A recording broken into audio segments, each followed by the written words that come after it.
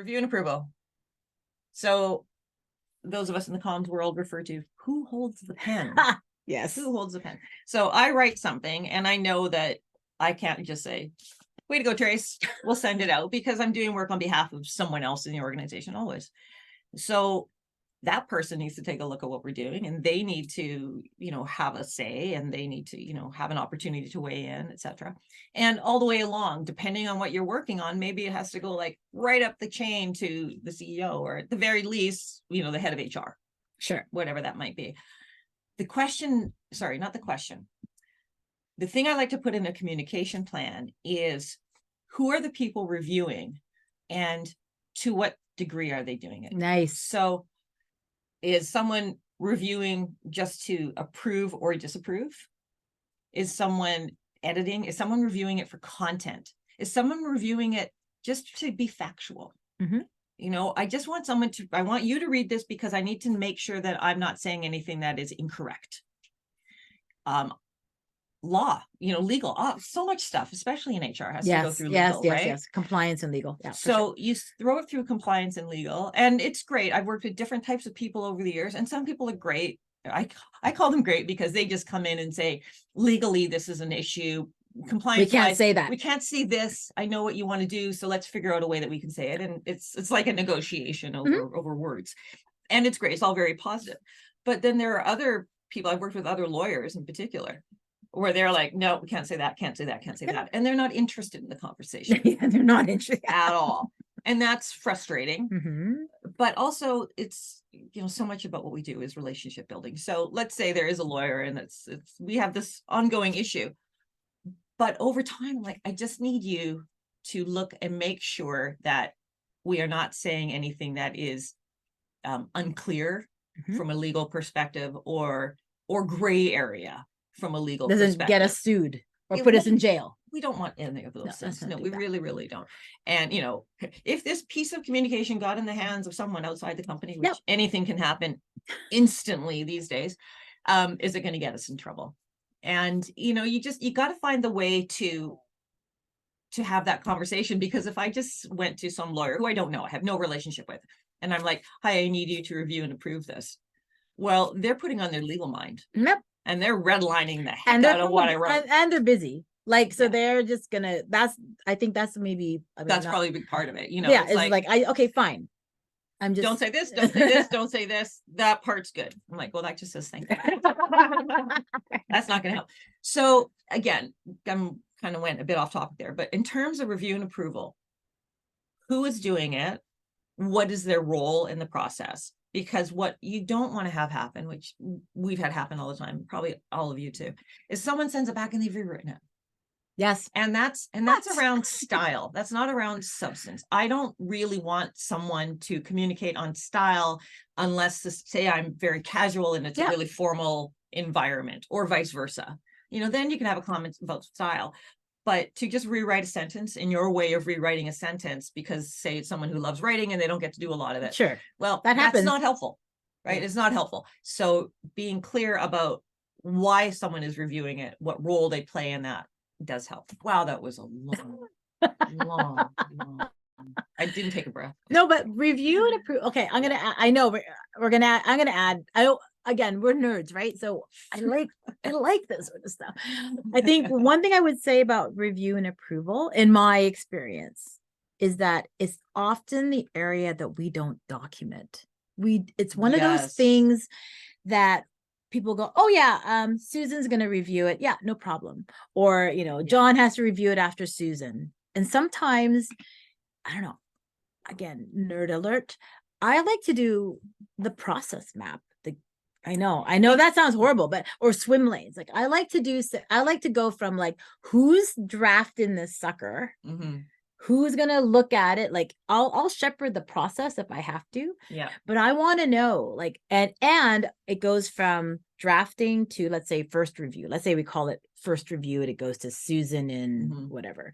She has 2 days. I'm giving you 48 hours, right? Because guess what? If you don't put those parameters in there, that email is going out 30 days after lunch.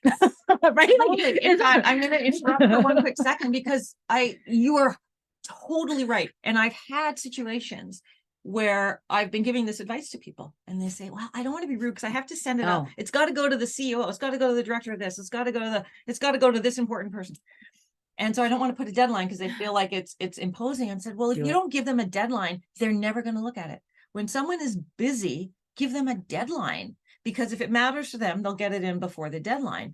If it doesn't matter to them, they'll ignore your deadline. Yep. And then you can carry on and you can say, I gave you the opportunity to weigh in. That's the other thing. It's a cover your butt sort of situation.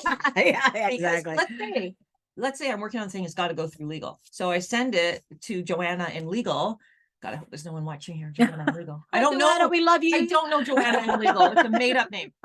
And I say, we are launching this on whatever date. I need to get legal review done by X date. If we don't hear anything back, we will launch without your input.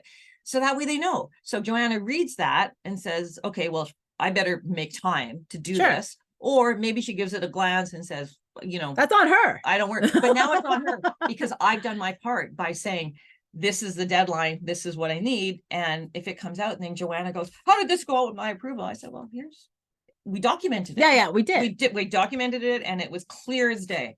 And what I like also about my nerdy process map, and again, I keep saying this, but I hope this doesn't sound so complicated that you're like, oh my God, I'm never going to do comms plan.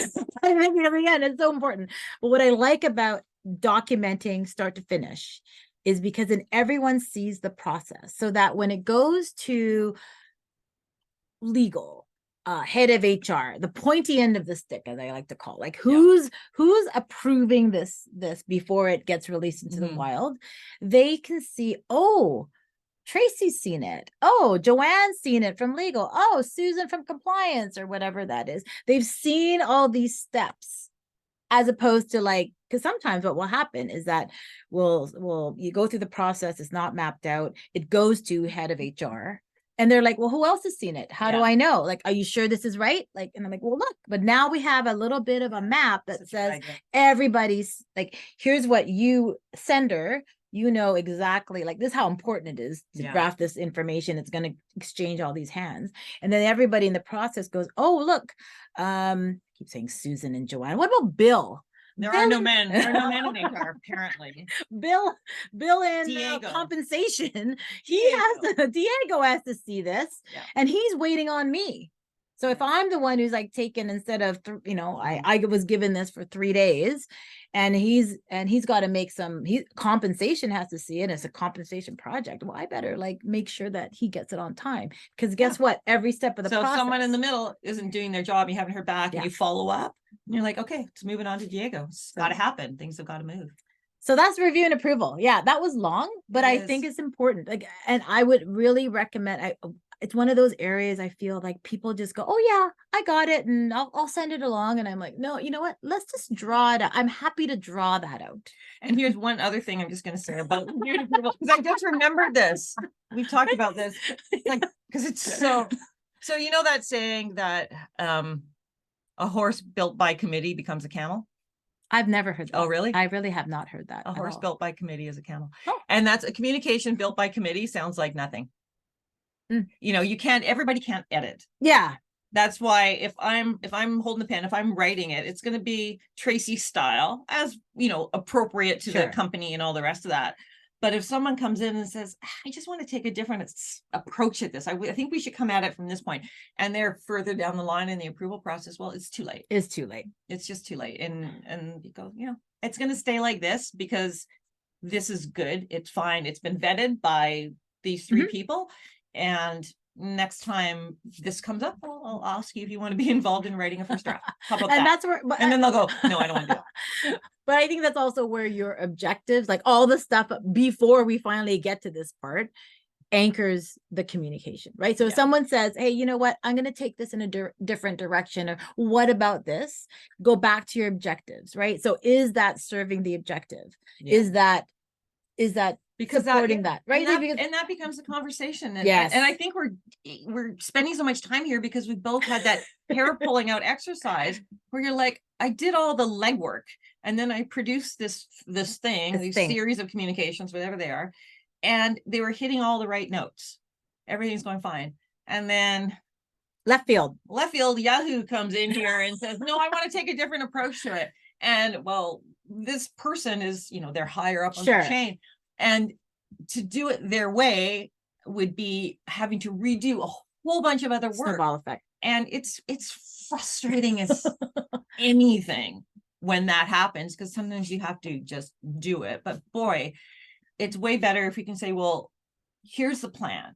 And here's how it was why, built. yeah. Here's why we're doing it this Who way. we're talking here's to. why, et cetera, et cetera, et cetera, et cetera. So, if you can bombard them with the fact that you actually did a lot of thinking, a lot of thinking and a lot of strategy went into coming up with this approach. It wasn't just one day I just went on and wrote some nice lines. Yeah. It's not what it's about.